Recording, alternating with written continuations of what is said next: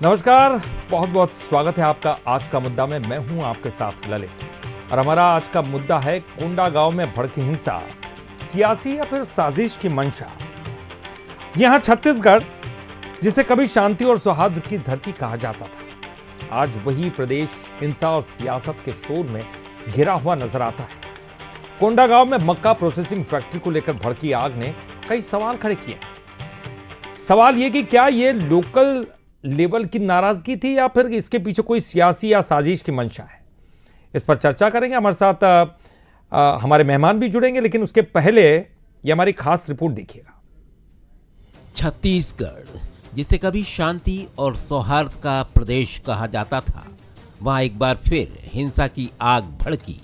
कोंडागांव में उग्र विरोध ने हालात बिगाड़ दिए। तोड़फोड़ और आगजनी ने कई सवाल खड़े कर दिए। कवर्धा के लोहारीडीह से शुरू हुआ तनाव, बालौदाबाजार से हिंसा, रायगढ़ और कांकेर में झड़प और अब कोंडागांव। घटनाओं की लगातार कड़ी कई सवाल खड़े कर रही है। दरअसल कोंडागांव में मक्का प्रोसेसिंग फैक्ट्री के खिलाफ ग्रामीणों का विरोध अचानक उग्र हो गया। देखते ही देखते प्रदर्शन हिंसा में बदल गया। फैक्ट्री परिसर में तोड़फोड़ हुई, आगजनी हुई और हालात बेकाबू हो गए। पुलिस और प्रशासन को मोर्चा संभालना पड़ा। सबसे बड़ा सवाल यही है कि क्या प्रशासन को पहले से आशंका नहीं थी? क्या खुफिया तंत्र को कोई संकेत नहीं मिला था, या फिर हालात का सही आकलन नहीं हो पाया? अब इसको लेकर कांग्रेस कानून व्यवस्था और सिस्टम की नाकामी पर सवाल खड़े कर रही है। लोगों में नाराजगी है और नाराजगी होना जायज है। इसके लिए भारतीय जनता पार्टी की सरकार पूरी तरह से दोषी है। एक तो लोगों को रोजगार उपलब्ध नहीं करा पा रही है और कहीं रोजगार लोगों को मिल रहा है, वहाँ पे इस तरह का व्यवस्था का आलम है कि लोग पूरे परेशान हैं, त्रस्त हैं। कोंडागांव हर एक जगह पर निरंतर जन आक्रोश प्रशासन की लाठियों से दबाने की कोशिश की जा रही है। और ऐसी क्या परिस्थिति बन रही है कि आम जनता से संवाद इस प्रदेश की सरकार नहीं कर पा रही है। कांग्रेस के आरोपों को बीजेपी सिरे से खारिज कर रही है। बीजेपी का कहना है कि कुछ ताकतें प्रदेश की शांति को भंग करने की कोशिश कर रही हैं। बीजेपी ने आरोप लगाया कि विपक्ष सकारात्मक राजनीति के बजाय माहौल को भड़काने का काम कर रहा है। गुंडे बदमाश की जो संज्ञा है वो कांग्रेस पर सूट होता है, क्योंकि इनके कार्यकर्ता पदाधिकारी जो है आप देखे हैं कि किस तरह से बलौदाबाजार में दंगा कराए, किस तरह से सूरजपुर में पुलिस पर जो आरक्षक थे उनके परिवार के साथ हत्या की घटनाएं की। इनके लोग भ्रष्टाचार में जेल में हैं। अभी तो पूरा छत्तीसगढ़ जानता है टीएस सिंहदेव और भूपेश बघेल के बीच में जो चल रहा है, और इससे सभी वाकिफ हैं। और जिस हिसाब से ये एक तरफा इनका शुरू से आदत रहा है एक चलाने का, तो उसका परिणाम तो इनको भोगना ही पड़ेगा। सवाल सिर्फ कोंडागांव तक सीमित नहीं है। क्या ये घटनाएं अलग अलग हैं या किसी बड़े पैटर्न की ओर इशारा कर रही है? क्या स्थानीय असंतोष को समय रहते संभाला नहीं गया? क्या चुनावी सियासत के बीच माहौल को जानबूझकर गरमाया जा रहा है? प्रदेश सरकार सख्ती और नियंत्रण की बात कर रही है, विपक्ष जवाबदेही मांग रहा है। कोंडागांव की आग ने एक बार फिर प्रदेश की कानून व्यवस्था पर सवाल खड़े कर दिए हैं। कोंडागांव से घनश्याम शर्मा के साथ शिखर देवांगन, बंसल न्यूज, रायपुर। तो आखिर क्यों एक के बाद एक इस तरह की घटनाएं हो रही है जो कानून व्यवस्था पर सवाल खड़े करती है? हालांकि राजनीति के एंगल से भी इसको देखा जाता है। बीजेपी कांग्रेस पर, कांग्रेस बीजेपी पर आरोप लगाती है कि आखिरकार क्या ये साजिश है या फिर कानून व्यवस्था का फेल्यूर है, तमाम चीज़ें। लेकिन चलिए हम चर्चा में आगे बढ़ेंगे, हमारे साथ मेहमान भी जुड़ेंगे, लेकिन उसके पहले कुछ सुलगते सवालों का रुख कर लेते हैं। बंसल न्यूज़ के सुलगते सवाल: क्या कोंडागांव में अचानक से भड़की हुई हिंसा प्रशासनिक सिस्टम का फेलियर है?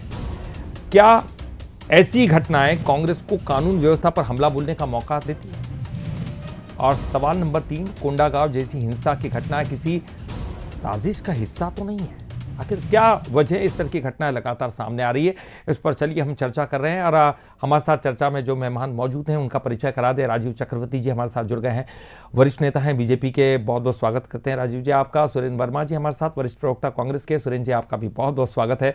हमारे साथ राम अवतार तिवारी जी, वरिष्ठ पत्रकार, जुड़ गए हैं। तिवारी जी, आपका भी बहुत बहुत स्वागत है। तिवारी जी, आपसे सबसे पहले मैं शुरुआत करना चाहूँगा, क्या लगता है कि कोई खास पैटर्न है, क्या वजह है? प्रशासनिक फेल्योर, क्योंकि अब लगातार ये कहा जाता है कि अगर कानून व्यवस्था नहीं संभल रही है तो कोई खुफिया तंत्र का कोई फेल्योर होगा। हम समझ नहीं पा रहे कि यहाँ कुछ क्या होने वाला है, क्या नहीं होने वाला है। अचानक से हिंसा भड़कती है और उसको कंट्रोल करने में नाकामी आती है, या फिर ये कहें कि जो स्थानीय असंतोष है उसको भाप नहीं पा रहे हैं। नहीं, अचानक असंतोष नहीं है। ये पहले से लोग, गांव वाले शिकायत कर रहे थे, वहां पर से बदबू उठ रहा है, वहां गंदगी है, ये लगातार गांव वाले शिकायत कर रहे थे। वहां के प्रबंधन को, जो एक तो सरकारी है, सरकार के अधिकारी जो सीओ बैठे हैं, अधिकारी बैठे हैं, उनको शिकायत करे, गांव वाले शिकायत किए। जो उसमें जुड़े थे, जो सहकारी समिति से चल रही माध्यम से, सहकारी समिति के सदस्यों ने भी शिकायत की कि ये इसके कारण गंदगी, बदबू, गांव में रहना मुश्किल हो रहा है। तो उनकी शिकायत को अनसुना कर दी गई। उसके बाद ये हुआ कि एक बारात वापस लौट गई, जो पूरे गांव की प्रतिष्ठा का सवाल हो गया। बदबू इतना ज्यादा था कि लोग खाना नहीं खा पा रहे थे। खाने का समय आया तो बाराती बिना खाए लौट गए। उसके कारण ये विवाद हुआ। तो विवाद के पहलुओं को समझना पड़ेगा कि इतने प्रशासन जो है इतने देर तक अगर निर्णय लेगी तो लोगों में आक्रोश आएगा ही। हम तो बदबू सह रहे हैं, हमारे यहाँ कोई शादी बारात में आया है, वो बदबू सह नहीं पा रहा, इतनी बुरी हालत है, तब तो इस तरह की घटनाएं होंगी। तो इस घटना को राजनीतिक तरीके से नहीं दे सकते, ना उस पर प्रशासन का फेलवर बोल सकते हैं आप, कि प्रशासन का फेलवर है वहां पर का, कि ये लोग अगर इस तरह की चीजों को, आप दूसरों का तो प्रदूषण, दूसरों की गंदगी, आप सफाई के लिए नोटिस दे रहे हैं, अभियान चला रहे हैं, परंतु जो सरकार के नियंत्रण में है, जिला प्रशासन के नियंत्रण में है, उसी फैक्ट्री में जो सफल संचालन हो रहा है, अच्छा, जो गांव लोगों के विश्वास में से शुरू हुआ है, उस फैक्ट्री को क्यों असंतोष फैल गया? और असंतोष को प्रशासन की नाकामी के नजरिए से देखना चाहिए इसको, कि उसके कारण ये हुआ है। दूसरों को भी सचेत आना चाहिए। अलग अलग जगह में अलग अलग घटनाएं हैं, जैसे बलौदा बाजार में, उसमें भी प्रशासन की नाकामी दिखी। तो प्रशासन के जो अधिकारी हैं, जो जिम्मेदार अधिकारी हैं, जो जहां बैठ गए मनमर्जी कर रहे हैं, मेरी मर्जी चलेगी, मैं चाहूंगा तो सफाई होगा, मैं चाहूंगा तो काम करूंगा, ये जो धारणा बन रही है, उसके कारण ये आंदोलन, प्रदर्शन और आगजनी, मारपीट ये हो रहा है। तो ये इसके लिए शासन को ध्यान देना पड़ेगा। नहीं, तो सवाल यही तिवारी जी, क्या सरकार, लोग हैं वो निचले स्तर के लोग जो है मनमानी कर रहे हैं, तो इसका मॉनिटरिंग करने का जिम्मेदारी ऊपर के लोगों को है। ऊपर के लोगों को देखना चाहिए ऐसी घटना लगातार हो रही है, क्यों हो रही है। लेकिन सवाल यही कि सरकार को क्या ये सब कुछ दिखाई नहीं दे रहा है? तिवारी जी, ये एक बड़ा सवाल है कि सरकार को क्या दिखाई नहीं दे रहा है। राजीव जी का बड़ा सवाल, क्योंकि ये तो उठेंगे ना, अगर हिंसा हो रही है, हिंसा को रोकने में आप नाकाम हैं लगातार एक के बाद एक, तो सवाल विपक्ष ही नहीं, तमाम लोग उठाएंगे। आपको इसका जवाब तो देना होगा कि क्या वजह है कि आखिरकार ये जो विरोध था, ये एक तो विरोध को आप भाप नहीं पाए, जैसे तिवारी जी कह रहे हैं कि बदबू आ रही थी। बदबू अगर ग्रामीणों को आ रही है लगातार, तो वो कहीं ना कहीं तो जनप्रतिनिधियों तक अपनी बात पहुंचा रहे ना। उस वक्त उनकी बातों को नहीं सुना गया, हो सकता है विरोध हो रहा था, विरोध हिंसा में तब्दील हो गया, तब भी आप इनपुट्स को नहीं पहचान पाए। क्या वजह क्या रही, इसके पीछे आप क्या मानते हैं? देखिए, इसके पीछे हम कारण मानते हैं ये संयोग है कि प्रयोग है। तो अभी जो लगातार जिस प्रकार से, देखिए, प्रदर्शन हम भी करते थे, यहाँ पर केडिया डिस्टिलरी हुआ करती थी, उसकी बदबू आता था तो हम लोग कोतवाली में जाके FIR करवाते थे, रिपोर्ट करवाते थे। हम तत्कालीन मुख्यमंत्री दिग्विजय सिंह के पास आवेदन करते थे तो हंस कर चले जाते थे। तो ये होता था।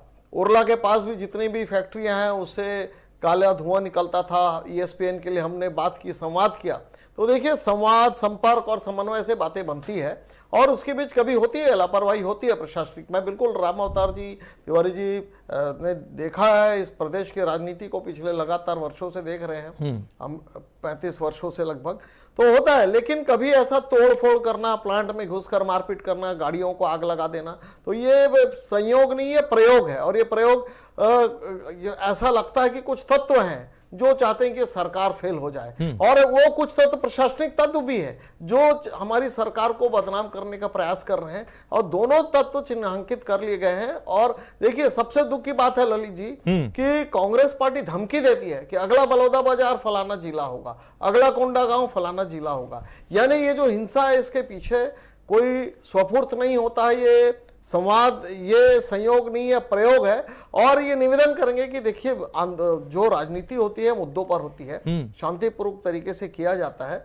लेकिन अगर संवाद नहीं हो रहा था और अगर वहां पे ESPN मशीन जो लगाई जाती है, एथेनॉल, देखिए परालकोट, कोंडागांव जो जिला, वहां भयंकर मक्के का उत्पादन होता है और उस मक्के के प्रयोग के लिए वहां खरीदा जाता है सोसाइटी के माध्यम से, और उनको अच्छा लाभ दिया जाता है वहां के किसानों को। ये अच्छा प्रयोग है, और वहां से एथेनॉल का पूरे अलग अलग जगह पे वहां पर उसका वितरण होता है। लेकिन जो प्लांट के अंदर जो ESPN मशीन लगानी थी, ESP मशीन, जिससे प्रदूषण नहीं होता, बदबू नहीं फैलता, और पानी के निष्पादन के लिए भी वहां पे व्यवस्था है कि वो वहीं के इंटरनल जो कुएं होते हैं वहां पर वो पानी जाएगा, तो पानी भी बाहर जा रहा था, गंदगी भी बाहर जा रही थी।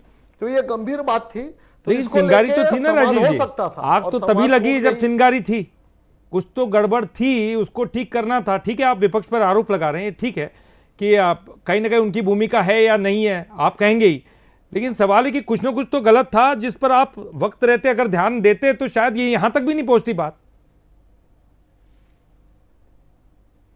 हाँ, देखिए, वो उस गांव के पीछे में ये बात सामने नहीं आई थी प्रशासन तक कि यहाँ पर बहुत आक्रोशित है। वो बारात जाने के बाद ही आक्रोशित हुआ। लेकिन उन तत्वों को, जो भोले भाले ग्रामीण हैं, उनके हाथों में लाठी देना, अगर झंडा दे दे तो ठीक है, झंडे के साथ डंडा दिया गया और उनको कहा गया कि आक्रमण करो, तो ये कहीं ना कहीं पे एक राजनीतिक षड्यंत्र दिखता है। जैसे बलौदाबाजार में हुआ, जैसे तमनार में हुआ, जैसे कवर्धा के पास के गांव में हुआ, फिर जैसे कांग्रेस के जिस प्रकार से कार्यकर्ता, एक नेता ने आग से भट्टी की गर्म तेल डाल दिया पुलिसकर्मी के ऊपर। तो ये दिखता है कि सत्ता के बिना कांग्रेस पार्टी तड़प रही है। सुरेंद्र जी जवाब दीजिए, सुरेंद्र जी जवाब दीजिए।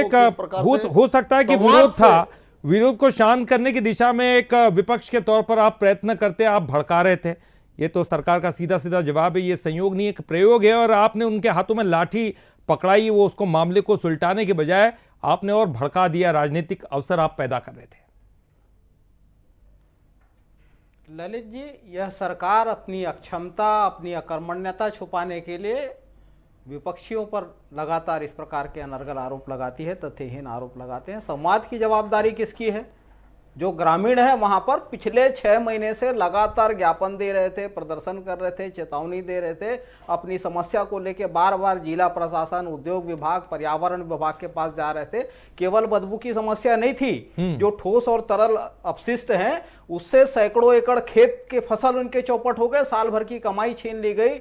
लगातार ग्रामीण जो है आंदोलित थे, सरकार से बार बार गुहार लगा रहे थे।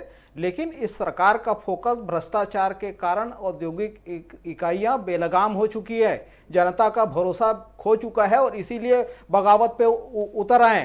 कांग्रेस पार्टी हिंसा का कभी समर्थन नहीं करती। हम आज भी अपील करते हैं वहां के ग्रामीणों से कि गांधीवादी तरीके से शांतिपूर्ण आंदोलन में कांग्रेस पार्टी आपकी समस्याओं को लेकर सरकार के खिलाफ खड़ी है, आपकी लड़ाई लड़ेगी और अंत तक इनको जब तक समाधान नहीं मिल जाता तब तक ये आंदोलन जारी रहेगा। विद्रोही बनाने का काम, भीड़ को हिंसक होने पर मजबूर करने का काम इस सरकार ने किया है। सरकार के अक्षम मंत्री जो गृह मंत्री विजय शर्मा जी है, उन्हीं के क्षेत्र में क्या हुआ था? वो ये भी आरोप लगा रहे सर, ये भी आरोप आप पर लग रहा है कि आप बलौदाबाजार बनाने की कोशिश कर रहे थे। दूसरा देखिए क्या हुआ, आप सुनिए ना, आपने अपने चैनल पे बहस करवाया बलौदाबाजार मामले में, क्या हुआ था? अमर गुफा में जो जैतखाम काटे गए, भाजपा समर्थित पीएचई ठेकेदार थे अजगले, क्या कार्रवाई हुई? 2 जिन मजदूरों को पकड़ के लाए बिहार से। जनता को उस पर भरोसा नहीं था। प्रशासन की जो कार्रवाई है, प्रशासन जो पर्देदारी कर रही थी, उसके बाद जितने बार ज्ञापन दिया गया, भाजपा के जिला अध्यक्ष सनम जांगड़े वो नेतृत्व करते थे उस भीड़ का। जिस दिन आगजनी हुई, दर्जनों गाड़ियां नागपुर से आई थी। कौन लोग थे? सरकारी गेस्ट हाउस में जो ठहरे थे। तो भारतीय जनता पार्टी ही इस प्रकार के षड्यंत्र रचती है, इस प्रकार के उग्र आंदोलन को करवाती है, इस प्रकार से आगजनी की घटना करवाती पहली बार नहीं है। बलौदा बाजार के बाद में कवर्धा हुआ, सूरजपुर हुआ, बलराम हुआ, तमनार सुन लीजिए। तमनार में क्या हुआ, जो ग्रामीण जंगल कटने को लेकर आंदोलित थे, जो जमीन छीना जा रहा था, जिंदल के हाईवा प्रशासन के संरक्षण में प्रदर्शनकारी भीड़ के बीच में घुसा दी गई, कईयों के पैर कुचले गए उसमें, तब जाके भीड़ आंदोलित हुई। जब भीड़ उग्र होने का कारण क्या था? ये देखिए, छत्तीसगढ़ की यह तासीर कभी नहीं रही कि इस प्रकार के भीड़ हिंसक हो जाए। भीड़ का हिंसक होना ललित जी इस बात का प्रमाण है कि प्रदेश में जंगल राज है, प्रदेश की सरकार जनता का भरोसा खो चुकी है। जिस प्रकार से कवर्धा में हुआ, एक व्यक्ति कचरू साहू को मार के लटका दिया गया, प्रशासन ये बताते रहे कि उसने आत्महत्या की, जिस पर ग्रामीणों को भरोसा नहीं था। मध्य प्रदेश में पीएम हुआ, पोस्टमार्टम ये साफ हुआ कि उसकी हत्या करके लटकाई गई थी, फिर भीड़ ने रघुनाथ साहू को जिंदा जला दिया। उसके बाद पुलिस पिटाई में देखिए 200 से ज्यादा ग्रामीणों को जेल भेजा गया उस मामले में। पुलिस पिटाई में प्रशांत साहू की मौत हुई। अभी हाल ही में कांकेर में इसी तरह की घटना हुई। तो भारतीय जनता पार्टी की सरकार में उद्योगों को इतनी छूट दे दी गई है कि वो बेलगाम हो चुके हैं। प्रदूषण मानकों का, प्रदूषण के नियमों का कहीं कोई पालन नहीं हुआ है, ना ऑडिट हो रहा है, ना परीक्षण हो रहा है। राजीव जी जवाब दीजिए। देखे जा रहे हैं कि प्रदूषण का स्तर क्या है। ठीक है सर, एक के बाद एक कई आरोप है। राजीव जी नहीं हो रही है। जी जवाब दीजिए सर। ललित जी, उस प्लांट को, उस एथेनॉल प्लांट को पहली फुर्सत में बंद कर दिया गया है, और जो ESP प्लांट होता है, जो सुरक्षा और प्रदूषण का मामला होता है, वो प्लांट आ चुका था, लेकिन वहाँ कमीशनिंग नहीं हुई थी, उसको लगाने की देरी थी, वो उसकी भी लगाने की तैयारी हो चुकी है। तो जो है, जो मामला था प्रदूषण का, वो ठंडा हो चुका है, सरकार ने संज्ञान ले लिया है। लेकिन दुर्भाग्यजनक बात देखिए, अभी मेरे मित्र तकरीर कर रहे थे, सूरजपुर में कौन था? कांग्रेस के लोग थे, जिसने एक राम कुरैशी, जिसने पुलिस वाले के ऊपर हमला किया और गरम तेल डाल दिया पति पत्नी के ऊपर। तमाम जगह पर जो इनपुट मिलता है वो कांग्रेस के युवा, कांग्रेस के लोग या कांग्रेस के लोग जो पीठ पीछे में आंदोलन। अभी सुरेंद्र जी ने कहा, मुझे बड़ा अच्छा लगा कि शांति की वो बलौदा बाजार में बीजेपी के लोग होने का आरोप लगा रहे हैं, गांधीवादी तरीके से। नहीं, बलौदा बाजार नहीं, वो झूठ है। अरे बलौदा बाजार में भाजपा के लोग हाथ पांव जोड़ रहे थे, सनम जावड़े जी हाथ पांव जोड़ रहे थे और समझौता हुआ था, हम सामने थे कि इसको छोड़ा नहीं जाएगा। कांग्रेस के देवेंद्र यादव जी ने वहां पर भाषण दिया और कहा कि छोड़ेंगे नहीं, बाहर से भीड़ बुला के प्रशासन ने संज्ञान लिया और सम्मान लगाने की तैयारी की गई। तो कांग्रेस पार्टी का ये प्रयोग है। कांग्रेस पार्टी अपने सत्ता के बिना जल बिन मछली और सत्ता के बिन कांग्रेस तड़प रही है और तड़पने के बाद लोगों को भड़का रही है। लोगों को देखिए, ठीक है, आप एक दूसरे पर आरोप लगा रहे हैं, लेकिन मैं तिवारी जी के पास जाना चाहूंगा। जी तिवारी जी देखिए, बीजेपी कहती है कि कांग्रेस के लोग इन्वॉल्व थे इन तमाम घटनाओं में, कांग्रेस कहती है कि बीजेपी के लोग इन्वॉल्व थे, लेकिन सवाल ये उठता है, जो घटना वहां पर घटित हुई है वो या तो प्रदूषण या वहां पर जो वेस्ट मटेरियल है उससे ग्रामीण परेशान थे। क्या आपको लगता है कि फैक्ट्री और ग्रामीणों के बीच में संवादहीनता इस तरह की घटनाओं को बढ़ावा देती है? हालांकि उसके बाद फिर राजनीतिक समीकरण भी आप लोगों को देखने को मिलते हैं, लेकिन सवाल है कि शुरुआत जो चिंगारी यहां से होती है कि संवाद अगर इनके बीच में प्रॉपर होता, फैक्ट्री बात सुन लेती, तो शायद ये यहां तक नौबत ही नहीं पहुंचती। ललित जी, आपने बिल्कुल सही कहा कि अगर समय रहते फैक्ट्री के जो प्रबंधन अधिकारी हैं, वो अधिकारी अगर उनकी बात सुन लेते, सही समस्या उसको हल कर देते, तो इतना बड़ा आंदोलन होता नहीं, ये आंदोलन का रूप लेता नहीं। तो ये जो देख रहा है ना, जो भीड़ जो है हिंसा का रूप ले रही है, क्यों? ये एक विचारणीय सवाल है। क्या कानून को हाथ में लेने के लिए मजबूर किया जा रहा है? क्या प्रशासन जो है, जो भी समस्या है, उस समस्या को निपटने में जिस तरह सक्षमता होना चाहिए, क्या सक्षम नहीं है? अगर सक्षम नहीं है तो इस तरह की घटनाएं होंगी। अन्यथा ऐसी प्रदेश भर में रोज धरना, प्रदर्शन, आंदोलन, अव्यवस्था की चीजें रहती है, मगर उसका प्रबंधन का जिम्मा प्रशासन को दिया जाता है, जिला प्रशासन को देते हैं। जिला प्रशासन के अधिकारी उन चीजों को देखें। संवेदनशील मुद्दा है, किसानों का मुद्दा है, गरीबों का मुद्दा है, ग्रामीणों का मुद्दा है। तो इस तरह के मुद्दों पर और सामूहिक एक आदमी परेशान था, एक आदमी किया है, ये बात नहीं है। तो इसको अगर नहीं रोका गया तो इसका फायदा किसको होगा? नक्सलियों को हो सकता है। नक्सली इसमें कूद सकते हैं, नक्सली इसका लाभ ले सकते हैं। तो ये अभी बस्तर में पूरे तरह से प्रशासन को संवेदनशील रहना पड़ेगा। उनको जनता की समस्याओं को प्रति व्यक्ति आय कैसे बढ़े, प्रति व्यक्ति को फायदा कैसे हो, जनहित के कामों के लिए प्रशासन वहां पर ध्यान दे। नहीं तो ऐसी घटना होगी, इसके आड़ में नक्सली जिसको खत्म करने की भरपूर कोशिश जिला प्रशासन, केंद्र सरकार, राज्य सरकार कर रही, पूरा पलीता लगेगा। तो ये प्रशासन को मजबूत बनाना पड़ेगा। निहित स्वार्थ वाले जो अधिकारी हैं, जो जिम्मेदार लोग हैं, उनको दंडित किया जाना चाहिए। और ये राजेश जी बड़ा सवाल भी पैदा होता है। ठीक है कि सरकार अपनी तरफ से कुछ नहीं करती। भोले भाले कांकेर के इलाके में वहां कौन सा बेचारे लोग जाएंगे, उसकी आड़ में दूसरे फायदा ले सकते हैं। ठीक है, मैं राजेश जी से पूछ रहा हूं। राजेश जी, ये वाकई बड़ा सवाल खड़ा होता है, क्योंकि ये ठीक है सरकार कुछ नहीं करती, लेकिन जो करने वाले लोग हैं उन पर कंट्रोल करना भी तो सरकार का काम है ना। हो सकता है कि वो ठीक स्थिति को भाप नहीं पा रहे हैं, ठीक नहीं कर पा रहे हैं।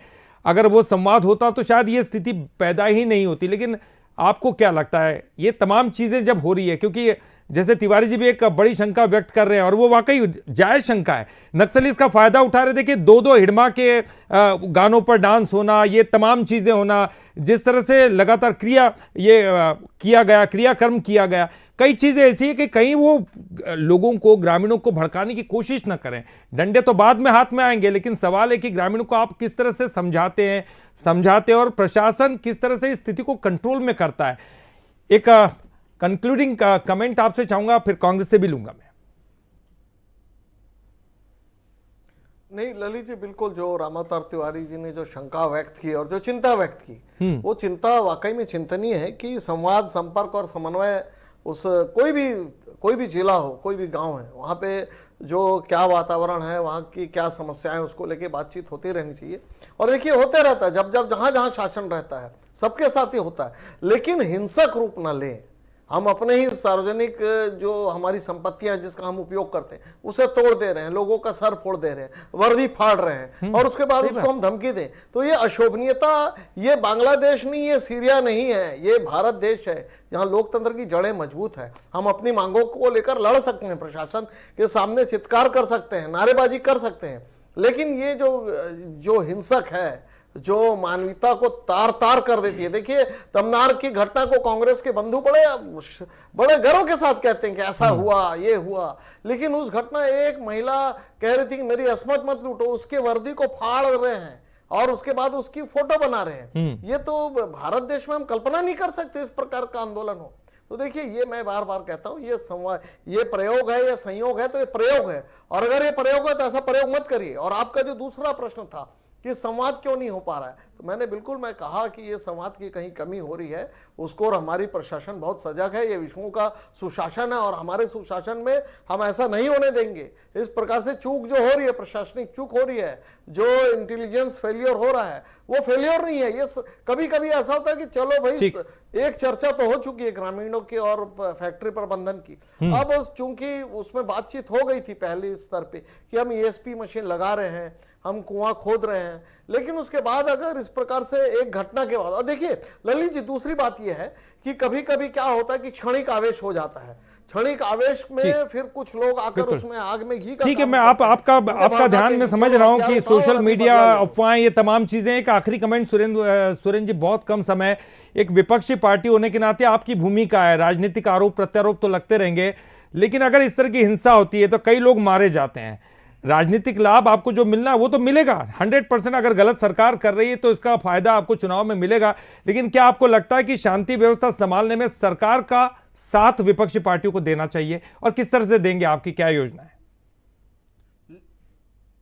ललित जी, ये केवल कोंडागांव की समस्या नहीं है, पूरे प्रदेश में लगभग हर जगह यही स्थिति है। हमने विपक्ष के नाते बस्तर में आपने देखा कि सबरी बचाओ आंदोलन के रूप में पदयात्रा की। जो सबरी नदी का क्षेत्र है, दंतेवाड़ा जिला और जो बैलाडीला का क्षेत्र है, वहाँ आयरन ओर के जो अंश हैं उससे हजारों एकड़ जमीन जो है वो बंजर हो चुकी है। सबरी नदी का पानी पूरी तरह से दूषित हो चुका है। और इसी तरह से विधानसभा की कार्रवाई भी आपने दिखा है, यहाँ राजधानी से महज 28 किलोमीटर में मौजूद मशरूम है। दर्जनों बार विधानसभा में यह मामला उठा, 2 साल से आंदोलित है, पिछले 1.5 महीने से लोग वहां पर अनशन में बैठे हैं, लेकिन ये सरकार जो है वो चेत नहीं रही है। जो विभाग है सरकार के प्रदूषण नियंत्रण को लेके, जो निगरानी समितियां बनती है, वो केवल कागजों में है। तो इस सरकार की अकर्मण्यता से जंगल राज है। और जब हिड़वा के समर्थन में प्रशासन और पुलिस की मौजूदगी में गाने बजने लगे, रोज नाचने लगे, तो ये समझ लीजिए कि इस सरकार का और प्रशासन का जो है भरोसा पूरी तरह से जनता के बीच में खत्म हो गया है। ये केवल 1-2 जिले की समस्या नहीं है, सरकार जो है उद्योगों को खुली छूट दी है, बेलगाम हो चुके हैं। इस सरकार का फोकस केवल मुनाफाखोरी में है। ठीक है सर, ठीक है सर, मेरे पास समय नहीं, मेरे पास समय नहीं था, मेरे पास समय नहीं था सर। तो क्या करेंगे औद्योगिकरण का, क्या लाभ है लोगों के फेफड़े? ठीक है सर, ठीक है सर, आपके जवाब, आपके सवाल, दोनों ने एक दूसरे पर आरोप प्रत्यारोप भी खूब किए। सवाल ये देखिए, सवाल ये कि कोंडागांव की जो आग है, वो आग का गोला जो तब्दील हुए, कई सवालों की चिंगारी भी उसमें छिपी हुई है। कई तमाम सवाल है, संघर्षों की बात करें, प्रॉब्लम्स है, अगर हम ये भी मानते हैं कि प्रशासनिक नाकामी थी, कहीं तक वो फेल्यूर था, हम समझ नहीं पाए, इनपुट्स हम समझ नहीं पाए, लेकिन संवाद की कमी साफ तौर पर देखी गई है। देखिए, बीजेपी कांग्रेस पर आरोप लगाए, कांग्रेस बीजेपी पर आरोप लगाए, लेकिन हिंसा तो हो रही है साहब, और हिंसा में ऐसे मासूम लोगों की जानें जा रही है, उसको रोकना बहुत जरूरी है। तमाम चीजें जो है वो जनता तक पहुंचती है, और आने वाले चुनाव में जनता उन तमाम चीजों को देखकर ही वोटिंग करती है। इस बात का भी ध्यान आप दोनों ही पार्टियों को रखना बहुत जरूरी है। बहरहाल बहुत बहुत शुक्रिया राजीव जी आपका भी, सुरेंद्र जी आपका भी, और राम अवतार तिवारी जी आपका भी बहुत बहुत शुक्रिया। और इसी के साथ इस खास आज का मुद्दा में फिलहाल के लिए इतना ही, लेकिन कहीं मत जाइएगा, क्योंकि बंसल न्यूज पर खबरों का सिलसिला लगातार